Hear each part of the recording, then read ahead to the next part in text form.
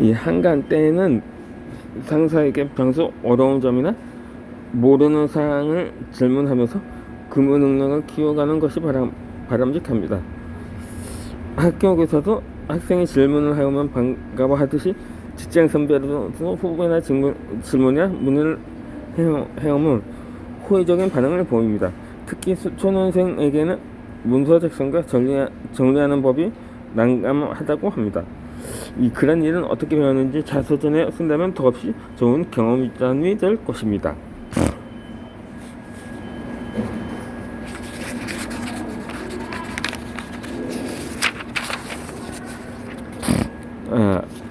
이번에는 내가 여행을 갔던 곳을 중심으로 나를 돌아보면서 쓰는 자서전에 대해 이야기를 해드리겠습니다.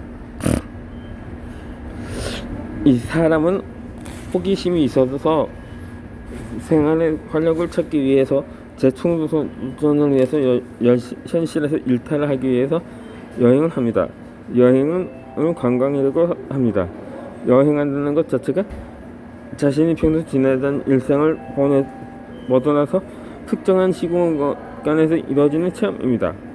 이 인천공항에 가보면 알 수 있듯이 오래전부터 풍요로운 생활 방식으로 인해 여행은 자동화되어 있습니다. 여행은 우리 삶에서 중요한 부분을 차지하고 있습니다. 여행은 인생에서 색다른 만남이며 삶의 일부이기도 합니다. 대부분 여행 경험은 있을 것입니다. 주로 국민 이후의 생활이 풍요로워졌을 때 여행을 자주 가게 됩니다. 이 여행을 하면서 새로운 장소에서 색다른 정서와 깨달음을 지녀보는 것은 성장의 한 요소입니다. 길은 개방적이고 이식이 자유로움을 꿈꾸는 공간입니다. 사람은 가정을 벗어난 여행지에서 무한한 경험과 지식을 얻을 수가 있습니다.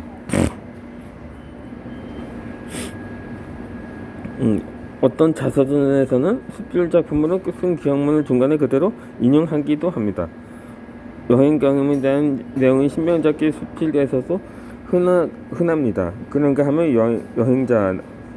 여행자 소설이라고 해서 주인공이 여행을 통해서 특별한 깨달음을 얻었다는 사실이 소설의 주제를 이루기도 합니다. 잘 알려진 서양 고전인 호메로스의 일라이드 오디세이도 하나의 여행담입니다. 괴테의 자서전인 시와 진실에서도 여행담이 나와 있습니다.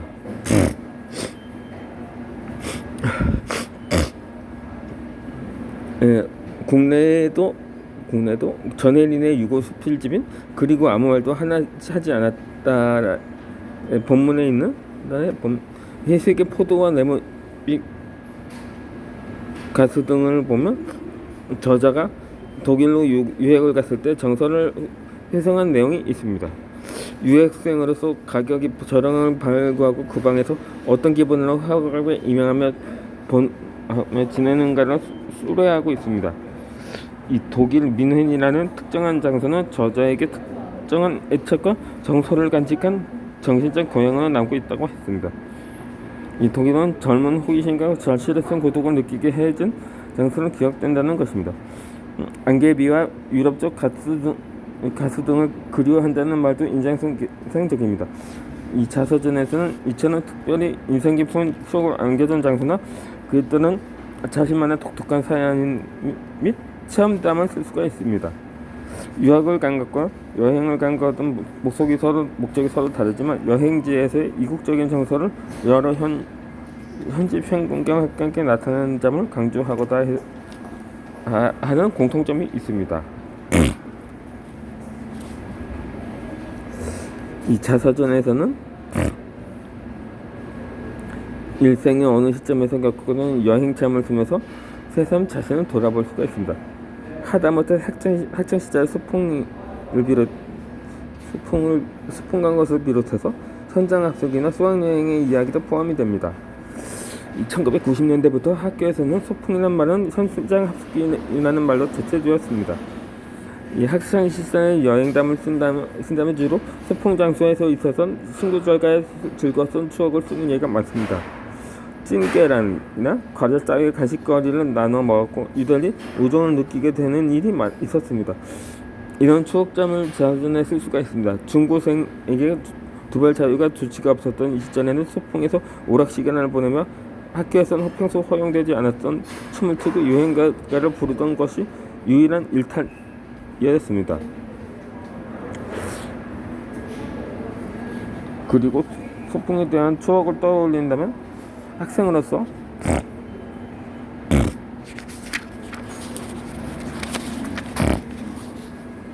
평소와는 달리 선생님께 농담을 하기도 하며 마음이 들뜨고 일탈하고자 하는 심리가 있었다는 사실을 확인하게 됩니다. 21세기 들어서는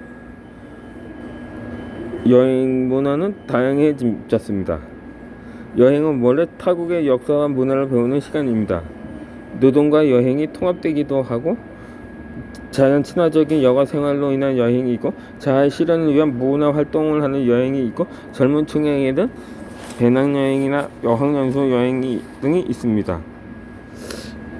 해외에 처음 가는 사람들에게는 현지 실정을 잘 모르고 영어 실력이 서툴러서 실수하는 에피소드가 있을 것입니다.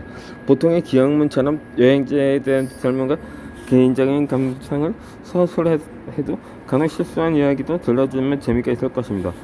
이 여행은 일부러 돈을 들여서 사서 고생하는 체험입니다. 그래도 사람들은 누구나 여행을 좋아합니다. 연대기 구성 자서전에서는 일생의 어느 한 시점에서 했던 체험의 하나로 여행담을 중간에 넣기도 합니다. 그럴 때는 현지 사진까지 올리면 더욱 효과적입니다. 여행지에서 단순히 묵은 것이나 자신이 스스로 찾아가서 참고해서 알아낸 것, 물어서 알아낸 것 등을 잘 구분해서 써야 할 것입니다. 그렇게 여행을 배우고 깨달은 점을 써야 가치가 있는 자서전이 됩니다.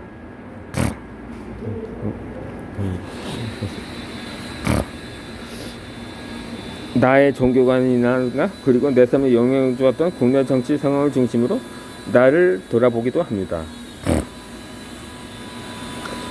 이 사람들에게 종교관과 정치관은 성격이 각자 다릅니다. 이 전자는 내면적인 영역이고 후자는 외부적인 영역이기도 합니다. 사람들은 사회의 영향을 받으며 살아가는 동시에 영적 생활을 위해서 신앙생활을 합니다. 그러기에 나름 종교관과 정치관은 짐입니다. 자서전에서 이 두 가지를 것은 어디까지나 선택사항입니다. 종교가 없는 사람도 있고 정치에 관심을 갖지 않는 사람도 저도 일가이면 이상한 사람도 있습니다. 그렇지만 사람은 누구나 우리 생존자와는 정책의 지배를 받으며 삽니다. 이정자들에게 정치에 따라서 자신의 생존 문제가 달라집니다. 앞서 인산주기 피해서 모았듯이 개인의 국가 제도와 정책에 적응을 받으며 살다 보면 자신만의 정치 성향을 지니게 됩니다.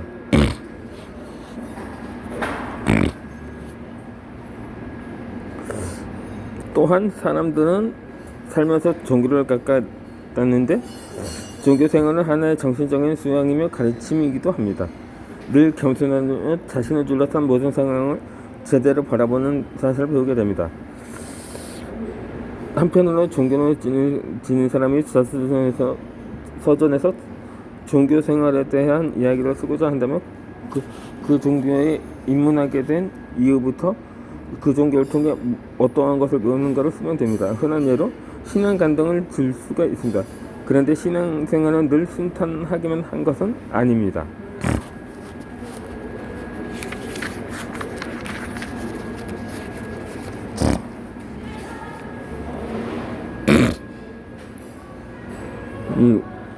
은총을 바라고 교회나 성당에 다닌다고 해도 시련과 유혹에서 자유할 수는 없습니다. 또한 신앙에서 자신과의 이상향과 일치하지 않다 보면 신앙의 회의에 빠져들 수도 있습니다. 그것이 내적 방황으로 이어진다고 해도 언젠가는 자신의 부족함을 깨닫고 각성하다 보면 다시 신앙의 길로 돌아서기도 하고, 그것을 역시 하나의 뜻깊은 체험으로 자리 잡게 되는 것입니다. 자서전에서 이런 내용을 쓰다 보면 독자들에게 삶의 방향을 추구하는 것이 지침이 될 수도 있습니다. 이 철학적으로 표현한다면 세상에는 삶을 주관하는 거대한 우주의 흐름이 있다고 합니다. 마찬가지로 종교적 견지에서는 신의 섭리라든가 자연의 질서, 우주적 기운이 있습니다. 그 안에 나는 어떤 자세로 생을 바라보고 생의 모든 즉 이상과 현실의 물리치를 어떻게 극복해 나갔는가를 살펴본 후에 그런 이야기를 자서전에 담을 수가 있습니다. 이 빅토르 프랭클의 죽음의 수용소에서는 유대인 의사인 빅토르 프랭클이 아우슈비츠 수용소에서 폴란드에 소재한 그 유명한 수용소인데, 그곳에서 3년간 지났던 체험담을 기록한 수기입니다.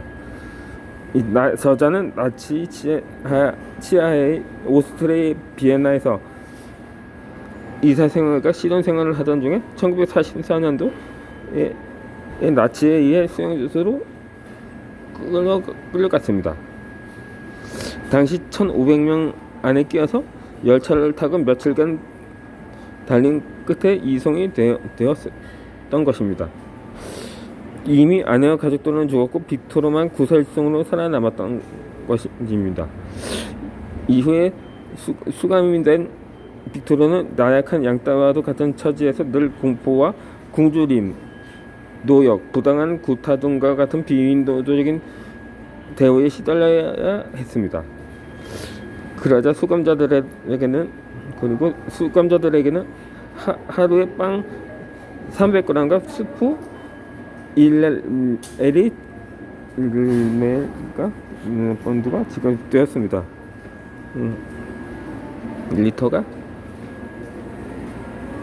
빅토르는 아침에 동성거리는 발에 고역스럽게 신발을 신은 채 일을 시작해야만 했습니다.